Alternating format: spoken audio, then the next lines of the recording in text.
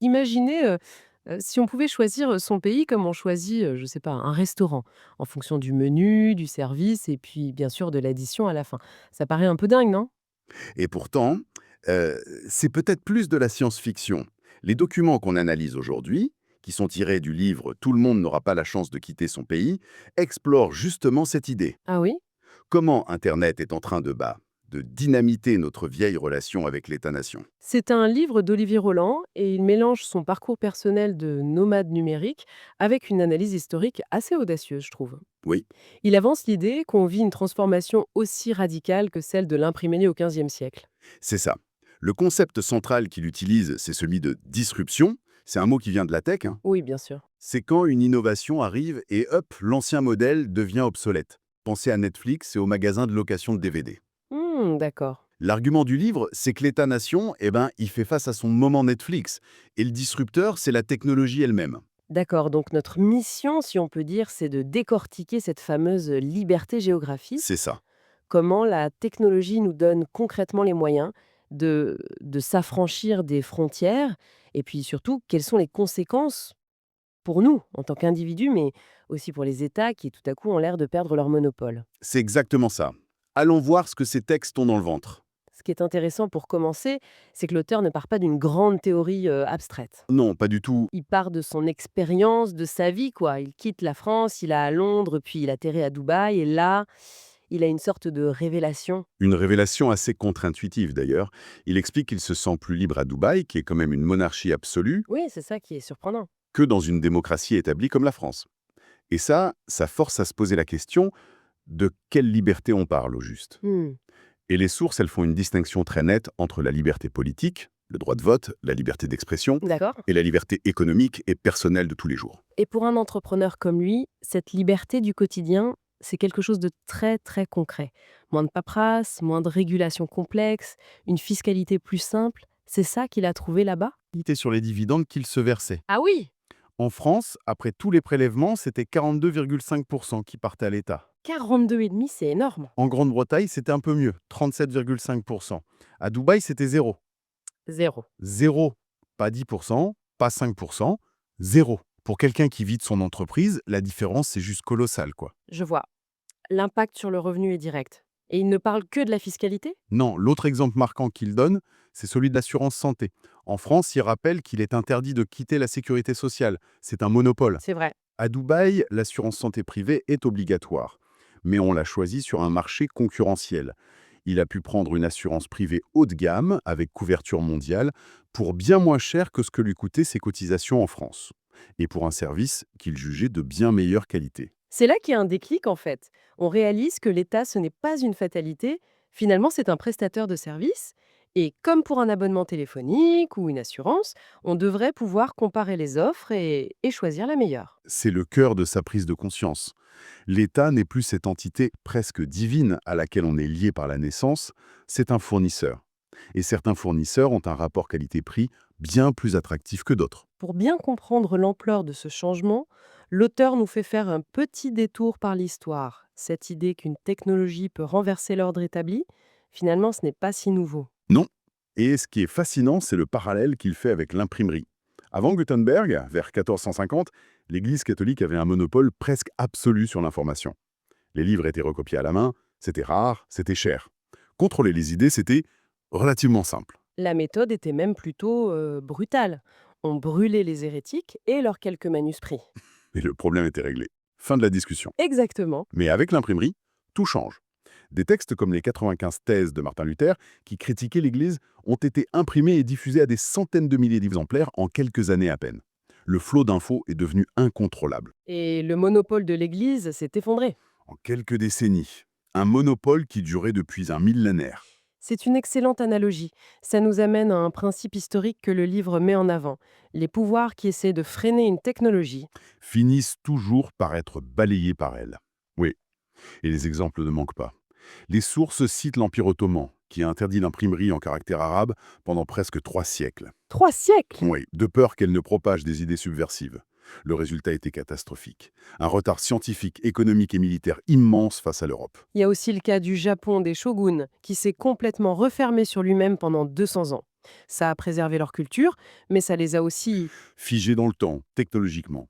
Et en 1853, quand les navires de guerre américains du Commodore Perry sont arrivés, ils se défendaient avec des mousquets contre des canons modernes. L'issue était jouée d'avance. Ils ont été forcés de s'ouvrir. La leçon est assez claire, en fait. Oui, on ne peut pas arrêter une vague technologique avec un barrage de lois. On peut la ralentir, peut-être, mais au final, on risque surtout de se noyer en s'accrochant à l'ancien monde. Ce qui pose la question, si l'imprimerie était la vague du XVe siècle, quelle est celle qui frappe les États aujourd'hui? J'imagine que la réponse est évidente. C'est Internet. Et son premier effet, celui qui change toute la donne, c'est la mobilité. Absolument. Le livre met en avant le phénomène des nomades numériques. Les estimations varient, mais on parle de 30 à 80 millions de personnes dans le monde, C'est énorme. dont le travail n'est plus attaché à un bureau ou à un pays. Leur capital, c'est leur cerveau et leur ordinateur. C'est un changement de paradigme complet.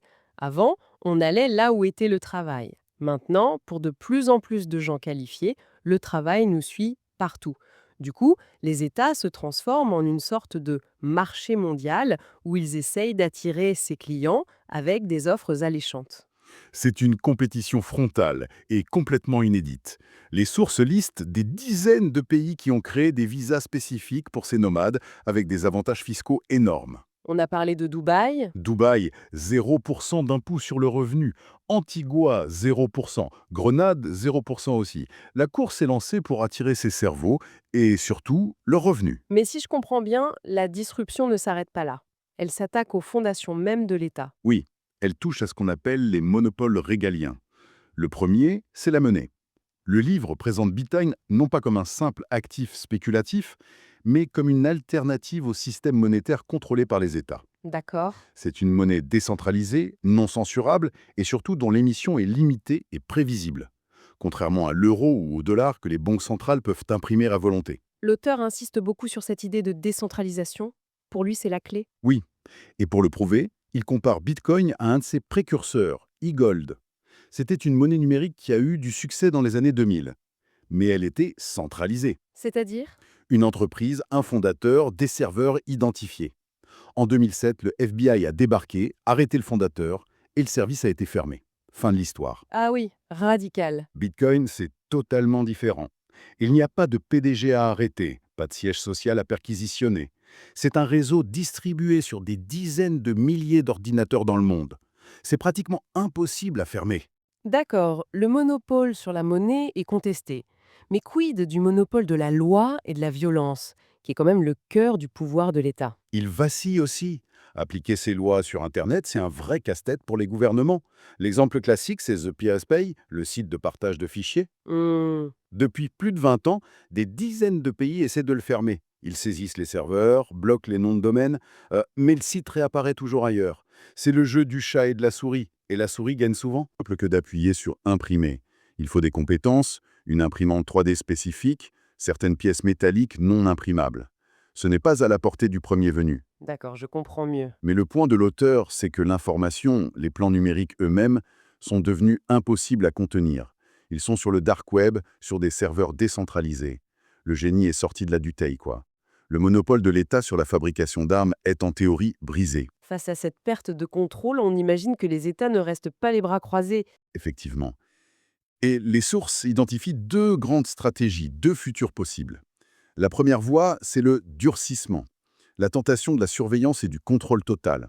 On pense tout de suite aux révélations d'Edward Snowden en 2013. C'est l'exemple paradigmatique. On a découvert que la NSA, une agence américaine, collectait massivement les données de centaines de millions de personnes, y compris les citoyens américains, en se branchant directement sur les serveurs de Google, Facebook, Apple. L'État qui utilise la technologie pour surveiller, pas pour libérer. Exactement. Et un autre exemple, plus récent et peut-être plus choquant, que le livre analyse, c'est la réaction du gouvernement canadien face au convoi de la liberté en 2022. Ah oui, Oui, pour mettre fin à ces manifestations, le gouvernement a invoqué une loi d'urgence qui lui a permis d'ordonner aux banques de geler les comptes bancaires des manifestants, et de tous ceux qui leur avaient fait des dons, même de quelques dollars, sans passer par un juge. sans passer par un juge, sur simple décision administrative. C'est quand même vertigineux.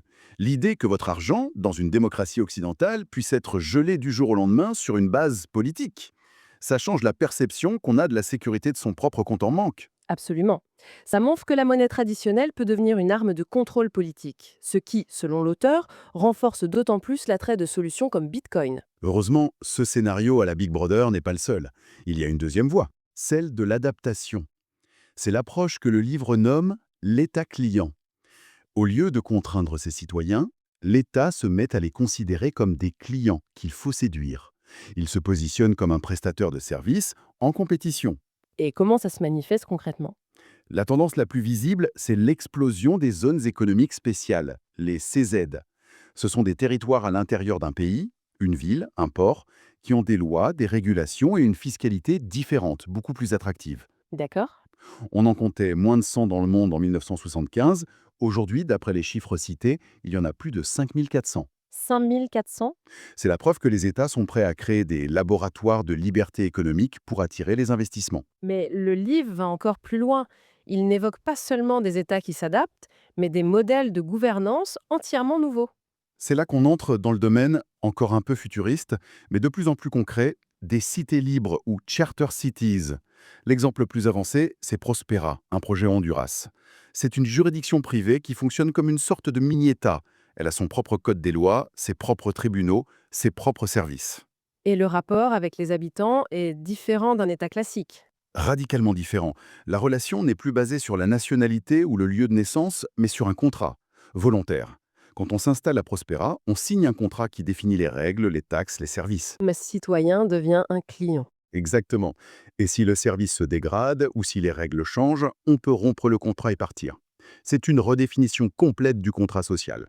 C'est vrai que le contrat social actuel, celui qui nous lie à notre pays de naissance, c'est un contrat que personne n'a signé. L'État peut en changer les termes quand il veut, en augmentant les impôts, sans notre accord individuel. C'est précisément l'idée. On passe d'un modèle de gouvernance monopolistique et imposé à un marché de la gouvernance, où différentes juridictions seraient en concurrence. Et est-ce que les sources abordent les critiques d'un tel modèle? J'imagine le risque de créer des enclaves pour ultra-riches si ça l'affranchisse de toute solidarité nationale. C'est une excellente question et c'est le principal angle d'attaque contre ces projets. Oui. Le livre se concentre surtout sur le concept de liberté contractuelle et le potentiel d'innovation. Il n'explore pas en profondeur les critiques sur l'équité, mais c'est clairement le contre-argument majeur. L'auteur, lui, parie sur le fait que la concurrence forcera aussi les États traditionnels à s'améliorer pour ne pas perdre tous leurs clients. Bon, si on essaye de synthétiser tout ça, ce que ces textes nous disent, c'est que la relation entre l'individu et l'État, qu'on pensait immuable, est en pleine redéfinition. La technologie, en nous donnant cette mobilité, nous a offert un levier de négociation qu'on n'avait jamais eu. Sous-jacent est assez percutant. Les États qui vont prospérer au XXIe siècle seront ceux qui accepteront cette nouvelle donne, ceux qui s'adapteront, qui deviendront plus efficaces, plus respectueux des libertés. À l'inverse, ceux qui choisiront la voie du contrôle et de la coercition risquent de regarder impuissants leurs citoyens les plus productifs voter avec leurs pieds. La conclusion de l'ouvrage oppose deux figures. Le citoyen monopays, immobile, qui subira le poids d'un système vieillissant, et le citoyen multipays, mobile, qui navigue entre les systèmes pour choisir celui qui lui convient le mieux. Et ça nous laisse avec une question fondamentale, qui dépasse la simple optimisation fiscale. Ces sources nous poussent à nous interroger, dans un monde où les frontières physiques perdent de leur pertinence, qu'est-ce que la citoyenneté veut encore dire? Et si l'acte citoyen le plus puissant du XXIe siècle, ce n'était plus de voter pour tenter de changer un système de l'intérieur, mais bien de choisir le système dans lequel on veut vivre?